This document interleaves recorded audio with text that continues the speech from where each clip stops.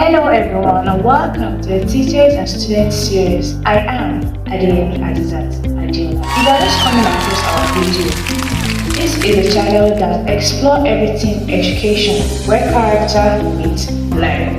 Today we are discussing a powerful topic, modern teaching that actually or truly works.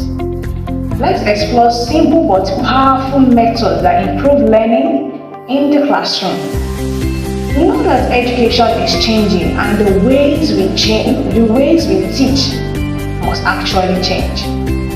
Number one simple but powerful method that actually works in a classroom is the student-centered learning. Education has changed to the fact that teachers should be the only one speaking in the classroom. But today we are bringing it that we should dive into a simple but powerful method that we can actually use in the classroom, which is the student-centered learning.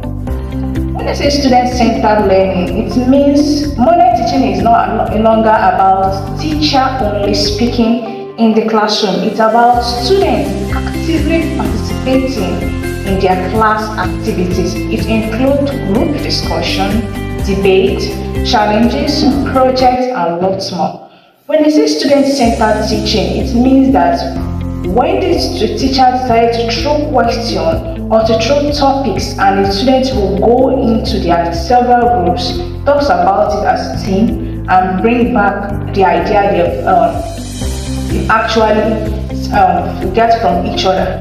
So when I say student-centered learning, it means that the learning comes from the student while the teacher throws questions and the teacher throws a topic that the students will go and dive in at home, and then come back to the classroom to talk in groups. Maybe when they have a group leader and the other group mates will say something. This would actually make the students to know that, oh, I'm quite confident at this. It will make confidence, it will boost their confidence and be like, oh, I said this, I said that, okay, I think I'm good. But in a situation whereby it's only the teacher that is saying something in the classroom without the student actively participating in it, is going to make the student think that, oh, I know everything, not knowing that maybe he or she is lacking behind in some certain places. So it makes them feel like, oh, I can speak, make them confident, make them good as others, and even helps the slow learners to learn faster when they see others like, okay, they're putting energy. So number two simple but powerful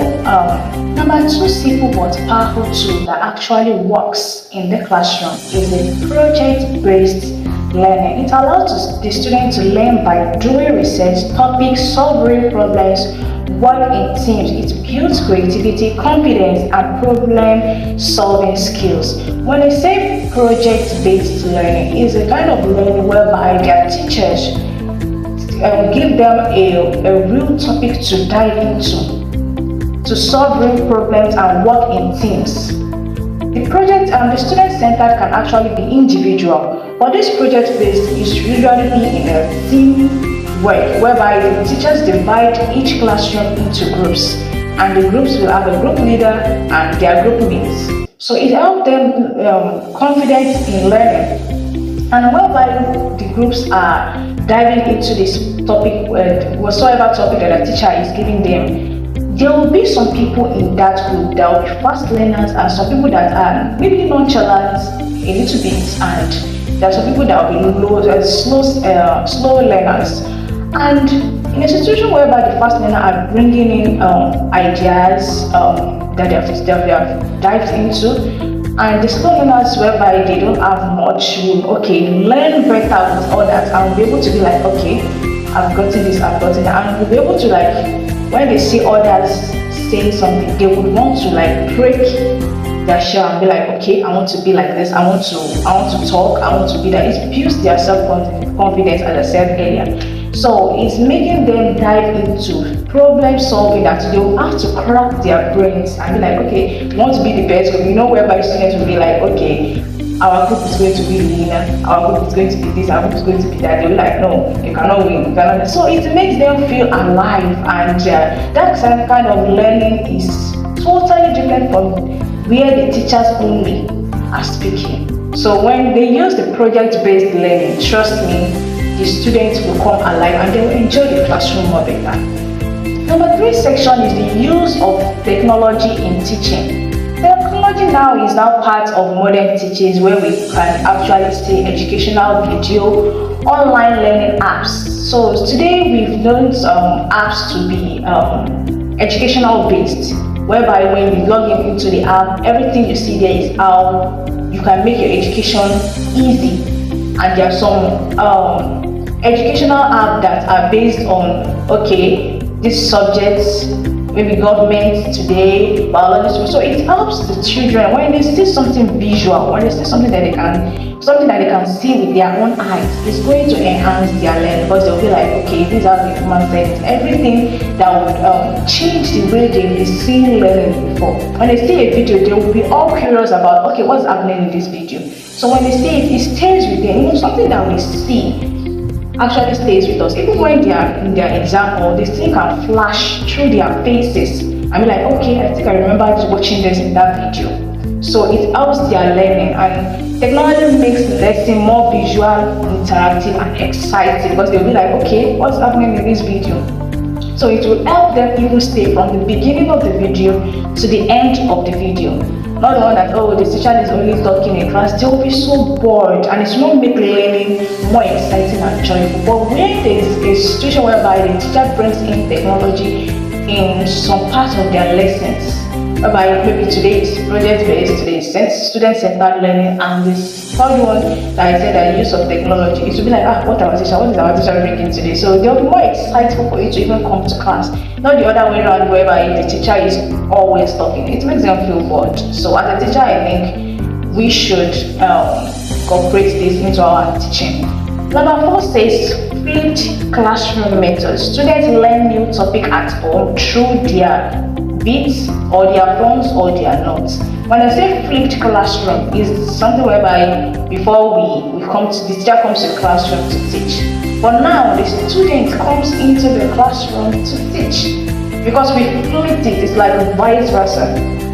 So when the teacher on a normal day is bringing, but now today is the student that is bringing, so they will feel more confident and be like, oh, I'm going to speak. I've Google searched so many ideas. Don't worry, when I start, people are going to see me. So it helps them boost confidence in their learning, and even their learning will stay to them, to stay in their brain. So it even makes them remember longer because they are the one that said it. Unlike their teacher is only the one that is saying something. So class time is then used for discussion, practice, understand better, and gives teacher more time to support them. You know, whereby they go home and learn and they watch videos, they read their notes, research online, and they come to class. And then, the topic you gave us, I dived into some things and this and that, I saw this, I saw that, and it's even helpful. Even sometimes the teacher can even learn because it's vice versa. There might be some things because teachers are not an island of education. So even teachers can learn when the students brings their idea back to the class. So it helps the children boost their confidence, and when it's flipped, the classroom is going to be more interactive because it will be the students interacting with each other, and the teacher will have more time to even dive into it. That okay, you said this, you said that, you can see that. It will even be more easier because when they bring it to the class, the ideas will stay in their brain. So that is flipped classroom. So it helps the students to understand better wherever the fact that they are the one reading it, they are the one researching about it. It gives the teachers more time to even support them. Number 5 section is what we call gamification. What is a gamification? Means using game elements in teaching. E.g., we have competitions, we have quizzes, we have challenges. It makes learning become fun and students stay motivated. So when I say gamification, it means using game elements to teach. Sometimes quizzes, maybe you tell them that next class we have a quiz on so topic or on all the topics that we dive into this term. We'll be having quiz on it. Trust me, everybody will be on top of their game. All hands will be on deck because they will be like, no, our group cannot be. As an individual, I don't want to score 0. So it even feels them more motivated. So when they come to class and you divide it into groups and give them quiz or challenges to even bring out the curiosity in them, Gamification, as I said earlier, is using game effects to bring out the juice in education. So when you use something like challenges, something like quizzes, so it enhances their learning faster and even motivates them that I scored higher, I scored. Even some people that scored lower will be like, I actually tried. I don't know that I can actually even do this, and it will even brings out the curiosity in them more and more to learn. Number 6 is differentiated learning, whereby we have students. Not all students are on the same page in the sense that the way they assimilate is different. We have the slow learners, we have the fast learners. The fast learner is someone that even within 5 minutes of explaining to them, they get the topic. But slow learners are not actually maybe because they don't get the topic, but because maybe they need time to process what their teacher is teaching them. So we have every student learns differently. Some people while in class they might not really get what their teacher is teaching. But when they go home and flash back to what their teacher is teaching and look at their notes, they get it more. So sometimes giving different tasks to different students even helps learning. When you give some students this because, okay, let me see what they are going to do, some students, it will even increase the curiosity in them, in each group. And using varied teaching style, like I said earlier, student-based learning, gamification, use of technology, project-based learning, it will even enhance their learning when you use different teaching tools. But in a situation whereby it's only you that is talking, you won't know who and who is speaking and who that is not speaking. So as a teacher, it is your duty to know that this child is not a kind of a fast learner. So you use different teaching methods so that you can keep every one of them on track. So supporting slow learners, when you use different teaching styles, even the slow learners will become fast learners in no time. So using different teaching based tool will put all your students on almost the same page, not maybe even on the same page, because it will fasten the slow learners to even want to learn more. So this ensures no student is left out, because when you use different teaching method, it helps the fact that the slow learners will want to always learn, unlike the fact that you are the only one talking. Number 7 is collaborative learning. Students learn better when they work together. Groups activities help students to share ideas, improves communication. Even when they are having debates, when they are having debates or challenges, there are some students that cannot speak confidently. But instead whereby you are bringing out debate every now and then, it gives them this courage to always speak. You know that some people that can't even speak in crowds, but you are bringing debate for them to speak in their classroom of about, let's say, 30 marks students. They can face 30. The next time they can face 40. They can face 60. And gradually they face 100. So it's because of your different teaching styles that enhances their learning capability, that allows them to face crowd, encourages communication, even their English will even get even better.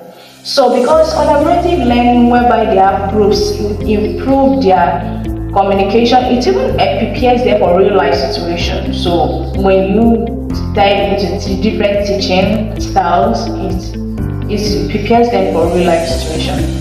So modern teaching today really actually works in the classroom. So as a teacher, please let's change our ways of teaching from teacher-centered learning to student-centered learning.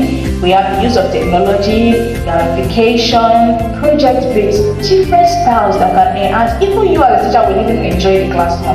Unlike the fact that you are the only one talking from the beginning to the end, no interaction, you don't even know if they are getting it. Even you yourself will be like, oh, I don't even know if they are getting it. Even you will be tired for 40 minutes explaining. You should be able to throw questions to them, they should be able to answer to keep the classroom lively, or else it's going to be bored.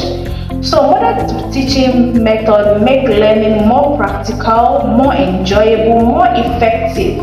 So even the children will be like, oh, we love that teacher. And you will be proud of your students, because when they go out, they're on the bigger space, on the global space, be like, yes, it's my teaching style that make that student that confident. So teachers who adapt to this method helps to the students to succeed in school and in life, because in school they will be so confident that they can talk to anybody, they can express themselves, and when they